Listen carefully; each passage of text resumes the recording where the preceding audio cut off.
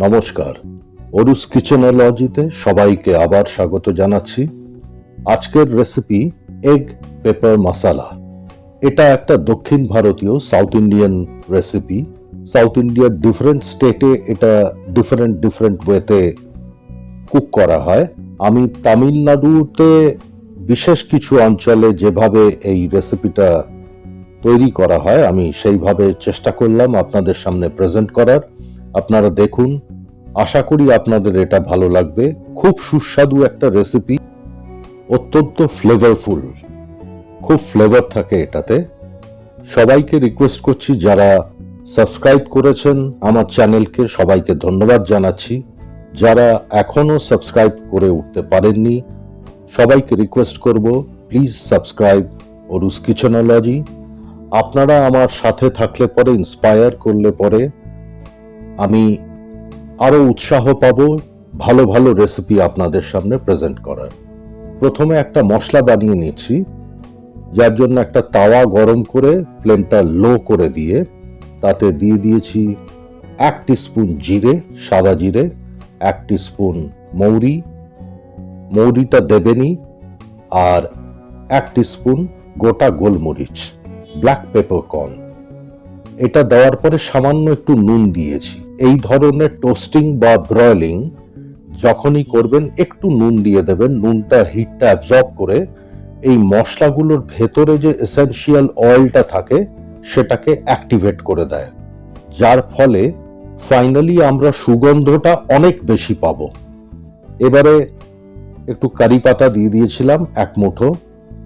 যা যা দিয়েছি এগুলো একদম বেসিক ইনগ্রেডিয়েন্টস। একটা প্লেটে ঠান্ডা করে মিনিট 2 আমি এটা টোস্টিং করেছি। ঠান্ডা করে তারপরে মিক্সারের যেটা গ্রাইন্ডিং জার, ছোট জারটা, তাতে এটা একদম মিহি একটা পাউডার করে নিতে হবে। এবার আমরা যা যা চপিং করতে হবে, কাটিং করতে হবে সেই সেকশনটায় চলে আসছি। আমি রসুন নিয়েছি 2 ভাগে। একদিকে রেখেছি 15-16 কোয়া রসুন, রেখেছি শ্যালটস বা ছাঁচি পেঁয়াজ, যেটা সাম্বারে ইউজ করা হয়, সেটা 3টে মিডিয়াম সাইজের নর্মাল পেঁয়াজ। আরেকটা ভাগে আবার 8-10টা শ্যালটস রেখেছি। আদা রেখেছি খানিকটা 2 ইঞ্চের মতো, একটা কাঁচা লঙ্কা আর 18-20 কোয়া রসুন। এই আদা, কাঁচা লঙ্কা, রসুনটা আমরা ক্রাশ করব, আর 4টে কাঁচা লঙ্কা স্লিট করে রান্নাতে ইউজ হবে। এইটা এই যে আমি দেখিয়ে দিচ্ছি, এই কাঁচা লঙ্কাগুলো আমি স্লিট করে নিয়েছি। আর এই শ্যালটস গুলো এবং এই বড় পেঁয়াজটা স্লাইস হবে 3টে, আর শ্যালটস গুলো ছোট ছোট চপ করে ছোট ছোট পিস করতে হবে। নিয়েছি খানিকটা কারি পাতা এবং খানিকটা ধনে পাতা। আমি প্রথমে বড় পেঁয়াজ যেটা স্লাইস করতে হবে সেটা দেখিয়ে দিচ্ছি কিভাবে স্লাইস করলে একদম ফাইন স্লাইসিং হবে। এই নিচের দিকের পেছনের যে সাদা অংশটা এটা কেটে ফেলে দিতে হবে। এটা কিন্তু ডাইজেস্ট হয় না, হজম হবে না, এবং এটাতে একটু কড়া গন্ধ থাকে। আমি কেটে ফেলে দিলাম সাদা অংশটা।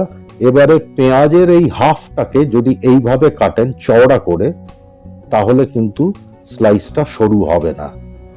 পেঁয়াজের এই হাফ পোর্শনটাকে লম্বা করে ধরবেন, যেভাবে আমি ধরলাম। এবারে নাইফটা চালালে পরে খুব পাতলা পাতলা স্লাইস হবে। আমরা পাতলা স্লাইস এই জন্য করব যে এটা খুব বেশি আমরা ডার্ক করব না কালারটা কুকিং এর সময়। আপনারা দেখতে থাকুন।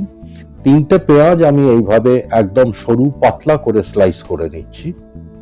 সেটা একটা বোলের মধ্যে রাখছি। এমন ভাবে আমি দেখানোর চেষ্টা করছি যাতে আপনাদের কুকিং এর সময় কোনো অসুবিধা না হয় রান্নার সময়, যেহেতু কয়েকটা ইনগ্রেডিয়েন্ট ডাবল করে নিতে হয়েছে এই রেসিপিতে। পেঁয়াজের স্লাইসটা রাখলাম, তার সাথে যে 8-10টা ছাঁচি পেঁয়াজ বা শ্যালট আমি চপ করব সেগুলো একসাথে রাখবো যাতে রান্নার সময় ভুল না হয়। এই ছোট পেঁয়াজগুলোকে বা শ্যালটস গুলোকে, এগুলোকে প্রথমে হাফ করব। দেখুন আমি হাফ করে দিলাম, নিয়ে এই এক একটা হাফ আবার 4 টুকরো করে দিলাম। এতে কি হবে, যখন আমরা কুকিংটা করব, ফ্রাইংটা চলবে, তখন এগুলো খানিকটা পেটালসের মতো খুলে খুলে যাবে। পুরো গ্রেভিটার মধ্যে এগুলো সুন্দর ছড়িয়ে যাবে, মিশে যাবে এবং এটার ফ্লেভারটা খুব ভালোভাবে ডিস্ট্রিবিউট হবে। আমি এই স্লাইস করে নিয়েছি, এক জায়গায় রেখেছি এবং 8-10টা স্যালাডস যেগুলো আমি চপ করলাম সেগুলো একসাথে রাখলাম।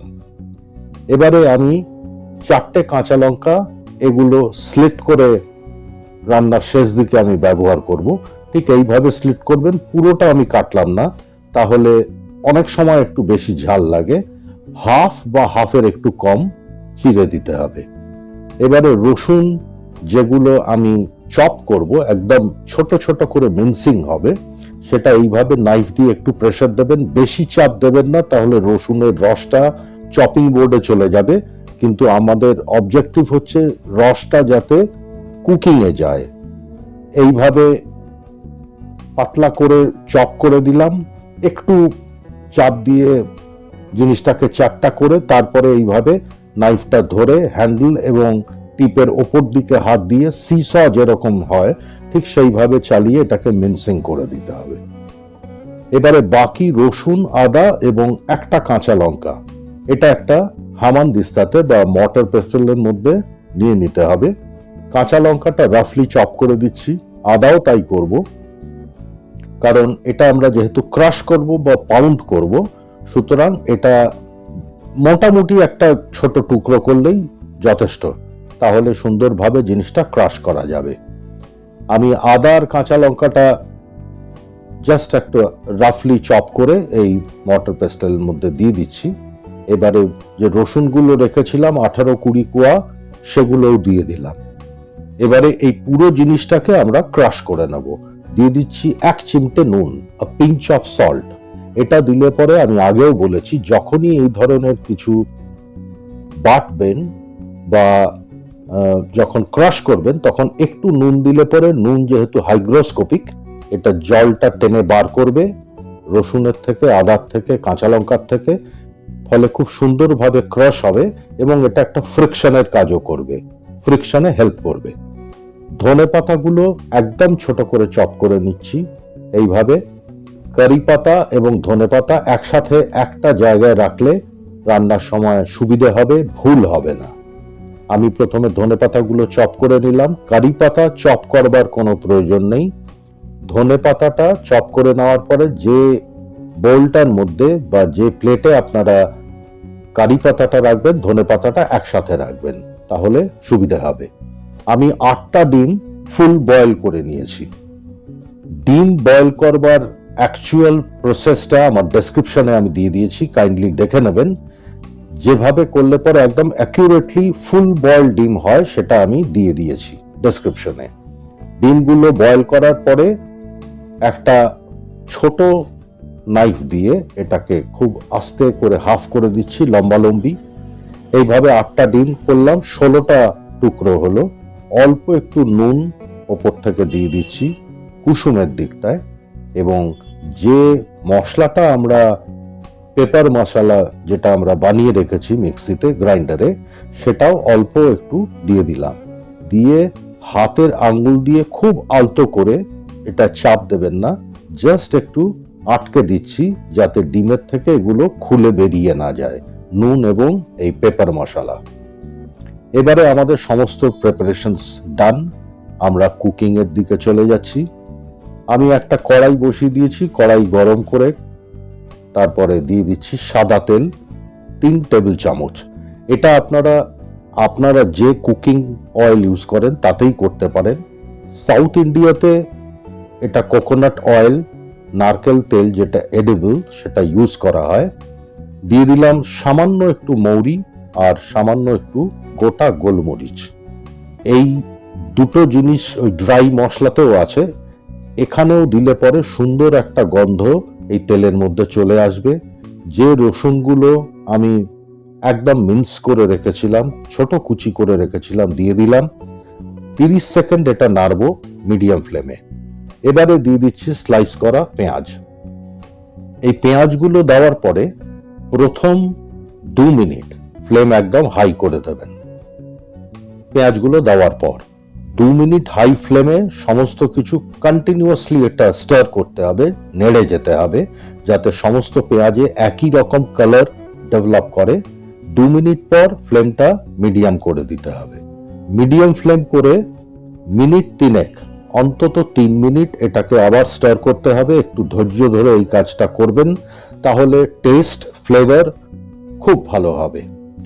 ঠিক এরকম একটা কালার হবে, হালকা ব্রাউন। তখন দিয়ে দিচ্ছি যেটা মর্টার পেস্টেলে আদা, রসুন এবং কাঁচা লঙ্কা আমি ক্রাশ করে রেখেছিলাম, সেটা দিয়ে দিলাম। দেওয়ার পরে আরো 1 মিনিট মিডিয়াম ফ্লেমেই এটা নেড়ে যেতে হবে। 1 মিনিট নাড়ার পরে এগুলোর কুকিং অলমোস্ট ডান, অলমোস্ট।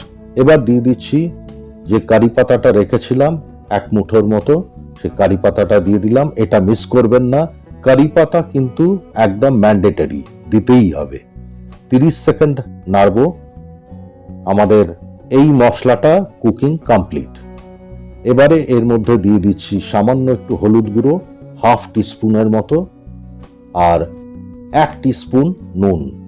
নুন আর হলুদটা দিয়ে একটু নেড়ে দিচ্ছি, মিশিয়ে দিচ্ছি নুন আর হলুদটা। তাহলে পুরো মশলাটার সাথে যা যা তৈরি হচ্ছে নুন হলুদটা ভালোভাবে মিক্সিং হয়ে যাবে। এবারে দিয়ে দেব যে স্যালাডসগুলো আমি চপ করে রেখেছিলাম, ছোট ছোট টুকরো করে রেখেছিলাম, সেগুলো দিয়ে, ফ্লেম এখন মিডিয়ামেই আছে, সেগুলো দিয়ে আবার 1 মিনিট আমি এটা সতে করছি, স্টার করে দিচ্ছি, যাতে ভালোভাবে এই পেঁয়াজগুলো, এই স্যালাডসগুলো যাতে ভালোভাবে কুকিং হয়ে যায়। তৈরি করে রেখেছিলাম যে পেপার মশলাটা, সেই মশলাটা দিয়ে দিচ্ছি 3 চামচ, 3 টেবিল স্পুন। চিড়ে রাখা কাঁচা লঙ্কা 4টে, সেই 4টে কাঁচা লঙ্কা দিয়ে দিলাম। একটু নেড়েই দিয়ে দেব 2 কাপ গরম জল। এখানে রান্নায় গরম জলটাই ব্যবহার করবেন, কারণ আমাদের সমস্ত কিছু কিন্তু কুকড হয়ে আছে। যদি ঠান্ডা জল দেন তাহলে পরে টেস্ট খারাপ হয়ে যাবে। এবারে ঢাকা দিয়ে একদম কম আঁচে মিনিমাম ফ্লেমে 1 মিনিট ঢাকা দিয়ে কুকিং করুন। দেখুন আস্তে আস্তে তেল সেপারেট হচ্ছে। আমার মনে হলো আরেকটু জল দিতে হবে, আমি 1/2 কাপ আরো জল দিলাম, যাতে মিনিমাম একটা মাখা মাখা গ্রেভি আমরা পাই একদম শেষে। এই জলটা দেওয়ার পরে দিয়ে দিচ্ছি গোটা যে স্যালাডসগুলো রেখেছিলাম বা ছাঁচি পেঁয়াজগুলো রেখেছিলাম, যেগুলো আমি কাটিনি, সেগুলো দিয়ে দিলাম। দিয়ে আবার এটাকে 30 সেকেন্ডের মতো ঢাকা দিয়ে ফ্লেম একদম লো করে দিয়ে কুক করুন।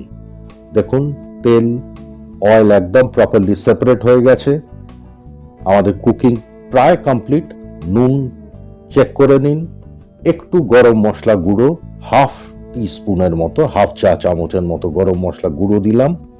দিয়ে এবার একদম শেষে দিয়ে দিচ্ছি ধনে পাতা কুচি, যেটা আমি ফাইনলি চপ করে রেখেছিলাম, করিয়েন্ডার লিভস। ডিমটা একদম শেষে দিতে হবে, কারণ ডিম দেওয়ার পরে আমরা এটা আর নাড়তে পারবো না, তাহলে ডিমগুলো ভেঙে যাবে।